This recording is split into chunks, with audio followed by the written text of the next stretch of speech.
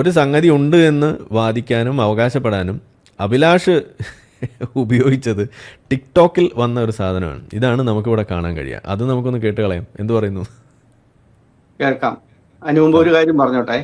ആ, നമ്മുടെ എസൻസിന്റെ ഒരു ഡിബേറ്റിൽ നമ്മൾ അതിൻ്റെ അകത്ത് ഒരിക്കലും നമ്മൾ അഡ്ഹോമിനെ ഉപയോഗിക്കാൻ പാടില്ല, സ്ട്രോമാൻ ആർഗ്യുമെന്റുകൾ ഉപയോഗിക്കാൻ പാടില്ല, സ്ലിപ്പറി സ്ലോപ്പ്, അതായത് ന്യായവൈകല്യങ്ങളൊന്നും ഉപയോഗിക്കാതെ വേണം ചെയ്യാനായിട്ട്.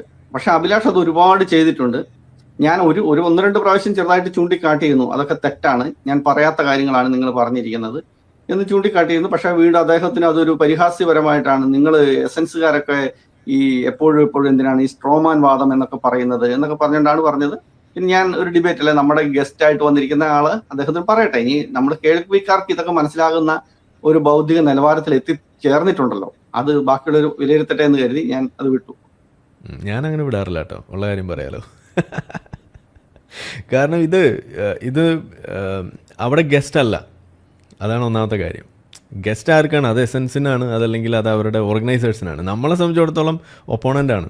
അതെ. അപ്പോൾ ശത്രുവൊന്നുമല്ല, ഒപ്പോണൻ്റ് ആണ്. നമുക്ക് പറയുന്ന കാര്യത്തെ ഓപ്പോസ് ചെയ്യുന്ന ആൾ എന്നുള്ള രീതിയിൽ നമ്മൾ കാണുന്നുള്ളൂ. അപ്പോൾ നമ്മളത് പറയുക എന്നുള്ളതാണ് നമ്മൾ എടുക്കാറുള്ള രീതി. അതുകൊണ്ട് തന്നെ നമ്മളോട് വലിയ വിരോധമാണ്, നമ്മൾ ഭയങ്കര മോശം ലാംഗ്വേജ് അത് ഉപയോഗിച്ചു. ഒരു കാര്യം കൂടെ ഞാൻ പറയട്ടെ. ഇപ്പം പലരും എന്നോട്, ഇപ്പോൾ എൻ്റെ വൈഫ് അടക്കമുള്ളവർ പറഞ്ഞു, അഭിലാഷ് നല്ല രീതിയിൽ സംസാരിക്കുന്ന ആളാണ്, മാത്രമല്ല ഒരുപാട് വർഷങ്ങളായിട്ട് ടെലിവിഷനിൽ പരിപാടി അവതരിപ്പിച്ച് പരിപാടിയുടെ എല്ലാ തലങ്ങളും അറിയാവുന്ന ഒരാളാണ്. അപ്പോൾ ആളുമായിട്ട് ഇത് പറ്റുമോ എന്ന് ചോദിച്ചപ്പോൾ ഞാൻ പറഞ്ഞു, എനിക്ക് ചിലപ്പോൾ സംസാരിക്കാനുള്ളത് പുള്ളിയുടെ അതുപോലെയുള്ള ശബ്ദമുയർത്തിയും, നമുക്കറിയാം അതിൻ്റെ ശബ്ദത്തിന്റെ ഏറ്റക്കുറച്ചിലുകൾ മുതൽ വികാരപരമായിട്ട് ശബ്ദത്തിൽ ഇതുണ്ടാക്കുന്നു, ആ മോഡുലേഷൻ. ഭയങ്കരമായിട്ട് ഇതുണ്ടാക്കുന്നു.